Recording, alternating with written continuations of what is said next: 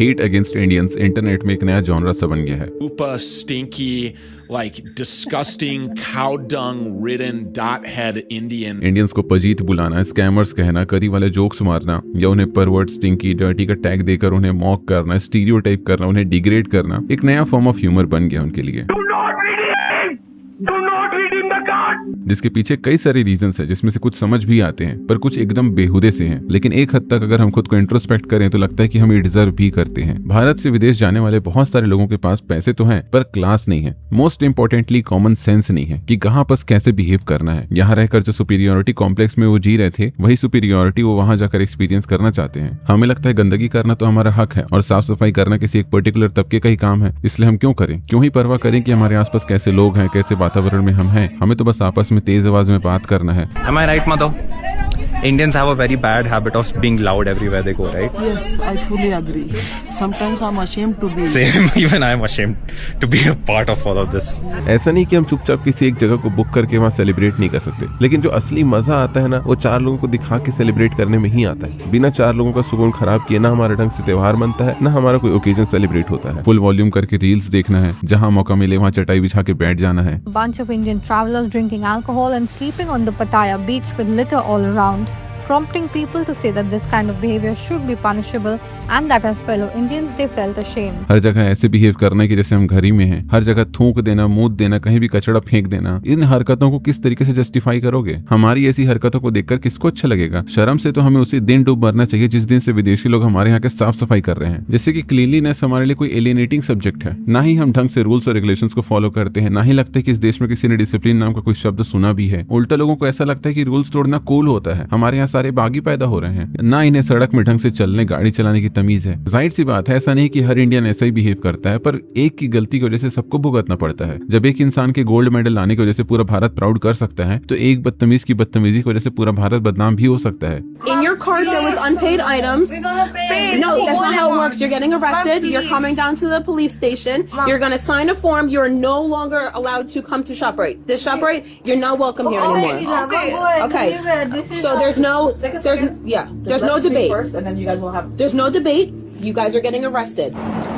Indian man are creepy. सब नहीं पर इतने तो हैं कि हमारे देश में औरतों की सेफ्टी आज भी एक बड़ा कंसर्न है। मार्च 2025 में इंडिया घूमने आई 2 इजरायली वुमेन का गैंग होता है और उनके साथ जो एक आदमी था उसे जान से मार दिया जाता है। और इसे जस्ट एक साल पहले मार्च 2024 में एक स्पेनिश वुमेन का गैंग रेप हो जाता है और उसके हस्बैंड को बुरी तरीके से पीटा जाता है। क्या लगता है इस तरीके के इंसिडेंट्स दुनिया में हमारी कैसी इमेज पोर्ट्रे करेंगे? ये बेचारे खटी खटी देखते रहे। आजा आजा बैठ जा। बट ऑफ कोर्स ये पूरे भारत की कहानी नहीं है। भारत इतना ज्यादा बड़ा और डाइवर्स है कि यहाँ जितनी अमीरी दिखाई देती है, जितनी रहीसियत है लोगों में, उतनी ही गरीबी भी है। ऑल्दो पिछले दशक से अगर हम कंपेयर करेंगे तो हमने काफी अच्छी प्रोग्रेस दिखाई है एक्सट्रीम पॉवर्टी को एलिमिनेट करने में, लेकिन जो गैप है अमीर की अमीरियत और गरीब की गरीबी के बीच में, जिसे हम इनकम डिस्पैरिटी कहते हैं, वो बढ़ता ही जा रहा है। हालांकि अगर आप रिसेंट वर्ल्ड बैंक और जीनी इंडेक्स के अकॉर्डिंग देखोगे तो India 4th most equal nation है, लेकिन यहाँ पर कैच ये है कि ये इनकम को पैरामीटर ना बना के कंजप्शन को पैरामीटर बना रहे हैं, जो कि ये देख रहा है कि क्या हमारे यहाँ लोग बेसिक लिविंग स्टैंडर्ड्स और नीड्स को अपनी पूरी कर पा रहे हैं कि नहीं। पर ये नहीं देख रहा कि वो ऐसा करने के लिए पैसे कहाँ से ला रहे हैं, क्या वो कहीं से उधार ले रहे हैं या फिर अपनी जमा पूंजी खर्चा कर रहे हैं घर चलाने के लिए। वहीं पर अगर आप इनकम को पैरामीटर बनाओगे तो आपको दिखेगा कि इंडिया में अखंड लेवल की डिस्पैरिटी है। द इकोनॉमिक टाइम की इस रिपोर्ट के हिसाब से तो हमारी सिचुएशन ब्रिटिश रूल से भी बेकार है और ये इतना मुश्किल नहीं है नोटिस करना। जहाँ किसी के लिए एक पोर्शा खरीदना इतनी बड़ी बात नहीं है, वहीं किसी को एक साइकिल खरीदने के लिए 2 बार सोचना पड़ रहा है। इस तरीके की सिचुएशन भारत को 2 हिस्सों में डिवाइड करती है, जहाँ पर एक हिस्सा भारत का बहुत संपन्न है, खूब पैसे हैं उसके पास, वो अपने सारे शौक पूरे कर रहे हैं, सारी लग्जरी एंजॉय कर रहे हैं। वहीं दूसरा हिस्सा है भारत का जो कि अंडर प्रिविलेज्ड है, गरीब है, अंधकार में रह रहा है, गंदगी में रह रहा है। वो रोज मेहनत करता है, रोज खाता है, उसके कल का कोई ठिकाना नहीं है, उसे सोचना पड़ता है अपनी जरूरतों, अपने खर्चों के बारे में। एक हिस्सा खूबसूरत है जहाँ जाने का मन करे और एक हिस्सा ऐसा है जहाँ जाने का मन न करे, और ये हर जगह की वास्तविकता है। बस फर्क ये पड़ता है कि आप देखना क्या चाहते हो। जैसे कि न्यूयॉर्क सिटी की अल्ट्रा रिच लाइफस्टाइल, उसकी स्काई राइज बिल्डिंग्स उसकी पहचान है,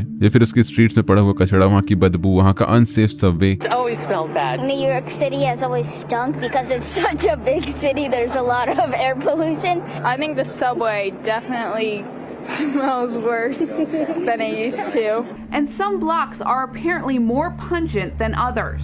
It smelled like the toilet. Dan and Tashani. In fact, in July, transit crime was up nearly 57% compared to July of last year. We're now in a new month, but the problem of crime remains. या फिर कहीं भी हगते हुए सोते हुए वहां के homeless लोग वहां की पहचान है। New York had the second highest number of homelessness people, or homeless people I should say, in the US. USA को उसकी सिलिकॉन वैली, उसके ड्रीम हसल वाली लाइफ से एसोसिएट करूं, या उसके गन कल्चर, वहां के क्राइम्स, वहां के ड्रग एडिक्शन से जूझ रहे लोगों से एसोसिएट करूं? चाइना को उसकी मेगा सिटीज से एसोसिएट करूं या वहां के गांवों से एसोसिएट करूं? जाहिर सी बात है, किसी भी देश को उसके सिर्फ एक हिस्से से पहचाना जाना किसी भी तरीके से सेंस नहीं बनाता। वैसे ही जैसे इंडिया की इतनी बड़ी पॉपुलेशन, इंडिया के ज्यादा कुछ काम भले आए ना आए, लेकिन बाकी दुनिया को बड़ी परवाह इनकी। जैसे ग्लोबली यूट्यूब की सबसे बड़ी ऑडियंस बेस जो कि इंडिया से है, उसे अगर आपको इंप्रेस करना है, उसके आई बॉल्स अपनी तरफ अट्रैक्ट करने हैं, तो आपको इंडिया से रिलेटेड कंटेंट बनाना पड़ेगा, चाहे वो विद द मोशन हो या अगेंस्ट द मोशन हो। इसके अलावा 2024 के डेटा के हिसाब से world's largest emigrant population India से है। टू बी प्रिसाइज 18.5 मिलियन लोग जो इंडिया से हैं वो विदेशों में रहते हैं। मैं जब अपनी वीडियो के नीचे कमेंट देखता हूँ लोगों के, जहाँ वो कहते हैं कि हमें देश छोड़ के जाना है, enough of this country type की चीजें, तब मुझे बुरा लगता है ये सोचकर कि जो नौजवान है जो इस देश के लिए कुछ कर सकते हैं वो देश से बाहर जाना चाहते हैं। और डर भी लगता है क्योंकि इमिग्रेंट्स, खासकर इंडियंस के अगेंस्ट क्राइम बढ़ता ही जा रहा है विदेशों में। मिनिस्ट्री ऑफ एक्सटर्नल अफेयर्स दिखाता है कि 100 के आसपास अटैक्स हुए हैं सिर्फ इंडियन स्टूडेंट्स पर पिछले 5 सालों में। अब बताने की जरूरत नहीं है, ये सिर्फ रिपोर्टेड आंकड़े हैं, सच्चाई इससे भी ज्यादा घिनौनी और वरिंग है। 2024 में हमले 2023 के लगभग डबल हो चुके हैं। कनाडा नंबर 1 पर आता है, followed by Russia, UK, Germany और यूएस। 30 से भी ज्यादा स्टूडेंट्स की जानें जा चुकी हैं पिछले 5 सालों में, और इनमें कई इंसिडेंट्स रेशियली मोटिवेटेड थे। A 6-year-old Indian girl in Ireland punched in the face by white Irish boys, who then punched her in her genitalia.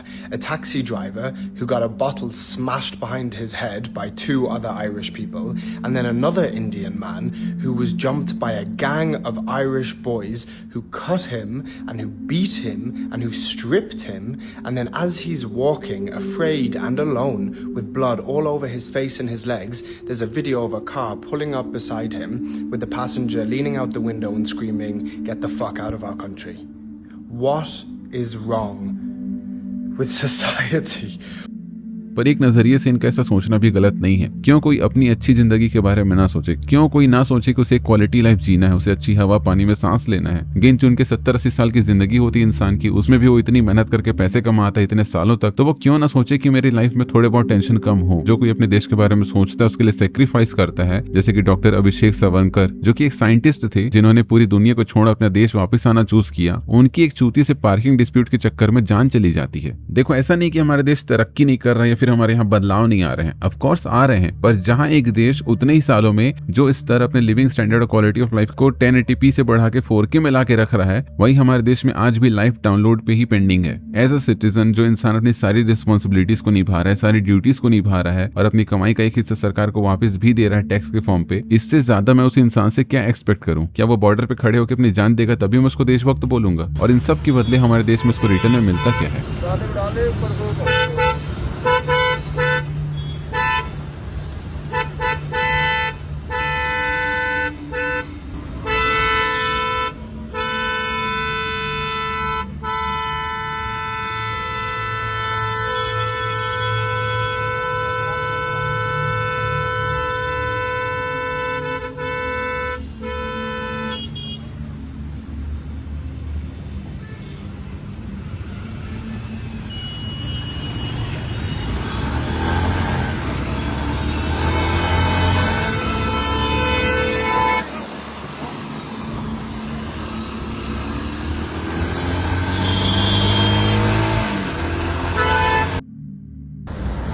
अब जब ग्रीन लाइट होगी तो देखना कितने लोग हॉर्न बजाते हैं, ठीक है?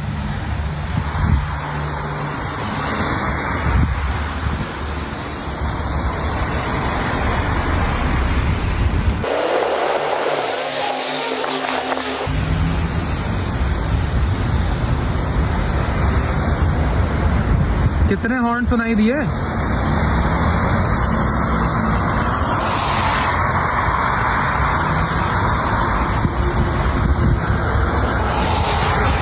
खड़े हैं ना वो चुपचाप आराम से। कुछ तो कारण होगा जिसकी वजह से इतने सारे मिलियनर्स हमारा देश छोड़ के चले जाते हैं। हर कोई एक ऐसी सोसाइटी में रहना चाहता है जहां वो सुकून से रह सके, जहां उसको उसके लिबरल वोक विचारधारा को प्रस्तुत करने के लिए उसको पीट न दिया जाए, जहां उसको अपनी बात रखने का पूरा अधिकार हो, जहां कोई उसको एक पर्टिकुलर पॉलिटिकल ग्रुप आके पीट न दे क्योंकि वो उनके पॉलिटिकल नैरेटिव्स के हिसाब से चल नहीं रहा है, जहां कोई एक लेंडर सदल आके उसकी सड़ी हुई जिंदगी में जो थोड़ी बहुत खुशी वो ढूंढता है उसे भी आके भंग न कर दे, उसकी प्राइवेसी की ऐसी की तैसी न कर दे। लेकिन जब इतने सारे लोग दूसरे देश जाएंगे और एक्सप्लिसिटली अपनी प्रेजेंस को प्रूव करने के लिए अपना कल्चर प्रैक्टिस करेंगे और उसे न्यू नॉर्मल बनाते जाएंगे, तो जो नेटिव्स हैं उन्हें ऐसा तो फील होगा ही कि उनके कल्चर को सबोटाज करने के लिए आए हैं लोग, कमाने खाने के लिए विदेश गए हैं, ये उसे इंडिया बनाने पे तुले हैं। कहावत तो सुनी होगी ना, when in Rome do as the Romans do. Thank heaven people were not killed in this or hurt, really. Everybody was able to get up and get out. 3 houses and 3 vehicles burned. Look at all the damage behind me. And there were also fires. You talked about this in New Jersey. खासकर तब जब वैसे लोग एक influential position पर हों। Western countries खासकर USA में इंडियंस को लेकर मचे चिढ़ का वन ऑफ द रीजन है उनका इमिग्रेंट होना और उनकी ही जमीन पर आकर डोमिनेट कर देना। इंडियन अमेरिकन यूएस के हाईएस्ट अर्निंग एथनिक ग्रुप हैं। मतलब शुरू में इंडियंस को इन्होंने चीप लेबर समझ के अपनी कंट्री में इकोनॉमी ग्रो करने के लिए बुलाया। अब उन्हीं इमिग्रेंट लोगों ने इन्हें आउटवर्क आउट स्मार्ट करके सारे हायर पोजीशंस कैप्चर कर लिए। रिसेंटली दो इंडियन ओरिजिन सीईओज जो आईआईटी खड़गपुर से ग्रेजुएट हैं, फोर्ब्स 30 अंडर 30 के एलुमनाई रह चुके हैं, उन्होंने अपने San Francisco based startup Giga को मिले $61 मिलियन के फंड को इन्होंने अनाउंस किया, जिसके बाद उस स्टार्टअप से ज्यादा इन सीईओज के चेहरे, उनका अपीयरेंस एक मैटर ऑफ कंसर्न बन गए लोगों के लिए। ऐसे कमेंट्स किए जा रहे हैं कि अगर इतने पैसे हैं तुम्हारे पास तो सुंदर दिखने वाले लोगों को डेमो के लिए रखो, तो किसी को उनके एक्सेंट से एक फील हो रहा है। Like the UK, like Canada, like Australia, like the US are actually in a position right now of economic decay. They are not able to create jobs for their people.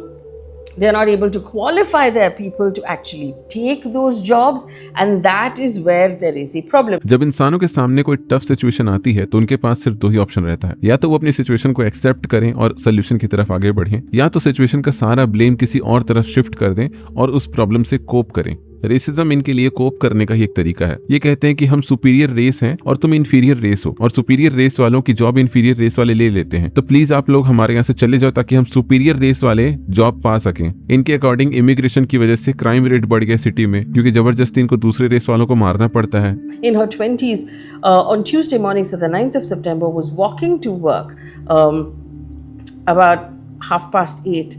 She was assaulted, she was beaten, and she was raped by 2 white men. And apparently during the crime, they kept telling her, you don't belong in this country, go back to your own country. अगर कोई white इंसान बकचोदी करे तो हम उसे बोलेंगे वाह कूल है ना ये, लेकिन वहीं पर अगर कोई दूसरे रेस का इंसान करे, छी सिविक सेंस ही नहीं इनमें तो। लेकिन एक नजरिए से देखो तो इतने सारे इमिग्रेंट्स का किसी देश में आना वहाँ के नेटिव्स को थोड़ा तो अनकंफर्टेबल फील कराएगा। अब हर इंसान को अपनी जमीन से लगाव रहता है। लोगों ने सालों साल जहाँ टैक्स पटाया है, उनके दादा परदादाओं ने सेक्रीफाइसेस किए हैं उस जमीन के लिए, उस कल्चर के लिए, उस ट्रेडिशन के लिए, तो वो बिल्कुल उसके बारे में सोचेंगे। अनकंट्रोल्ड तरीके से इमिग्रेंट्स का उनके देश पे आना, उनकी वैकेंसीज, उनके रिसोर्सेज, उनकी जमीनों को कैप्चर करना, ये सब के लिए उनका रेजिस्टेंस काफी जाहिर सी बात है। खासकर कल्चर को लेकर एंडेंजर्ड फील करना काफी नेचुरल है। हमारे ही देश में देख लो कितने झगड़े हो रहे हैं इसको लेकर। तुम ही सोचो अगर कोई वेस्टर्न कंट्रीज से आकर इंडिया की हायर पोजीशंस में बैठ जाए, यहाँ की जमीनें खरीदने लग जाए, रिसोर्सेज का इस्तेमाल करने लग जाए, तो तुम्हें भी तो फील होगा कि फिर से आ गया वो दिन।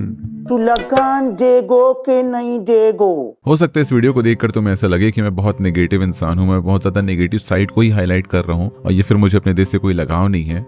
ऑफ कोर्स है, लेकिन मैं पागल नहीं हूँ। तुम खुद अपने चारों तरफ देखो, अपनी सिचुएशन को ऑब्जर्व करो, इवेल्युएट करो, तुम्हें समझ आएगा कि जिस विश्व गुरु वाले वहम में हम हैं ना, उसका टूटना बहुत जरूरी है, जिसके लिए क्रिटिसिज्म मिलना भी जरूरी है। एसी है, कूलर, पंखा सब है, मतलब संपन्न लोग भी हैं। हाँ, कुछ ऐसे लोग भी है जी जिनको सरकारी गवर्नमेंट नौकरी है। कैसी नौकरी? जैसे एमसीडी में जी।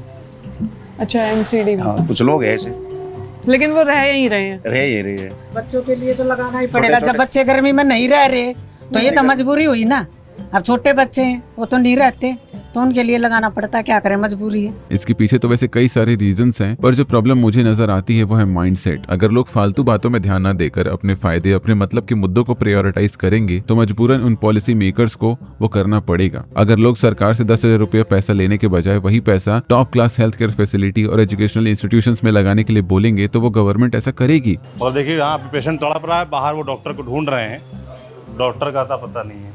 बाकी इंफ्रास्ट्रक्चर आप देख लीजिए, ये आईसीयू है, मिथिला क्षेत्र का सबसे बड़ा अस्पताल माना जाता है DMCH। हालत आप देख लीजिए, ऐसा लग रहा है इससे 18वीं सदी में किसी अस्पताल में आ गए हों। लग ही नहीं रहा कि जो नए भारत की है ना, मॉडर्न इंडिया की बात होती है, इतना स्वास्थ्य पर खर्चे की बात होती है, बिहार में स्वास्थ्य के इंफ्रास्ट्रक्चर की हालत इस ICU में आकर आप देख सकते हैं कितनी जर्जर हालत है। क्योंकि पॉलिटिक्स सिंपल है, वो जनता को इम्प्रेस करके उनका वोट लेना चाहती है। तुम अपने स्टैंडर्ड्स इतने तो बढ़ाओ कि सिर्फ फूल से काम ना चले, फरेरो रोशर का चॉकलेट भी देना पड़े। तुम बताओ तुम्हारा क्या ओपिनियन इस टॉपिक के ऊपर। बाकी मिलते हैं नेक्स्ट वीडियो में। बाय।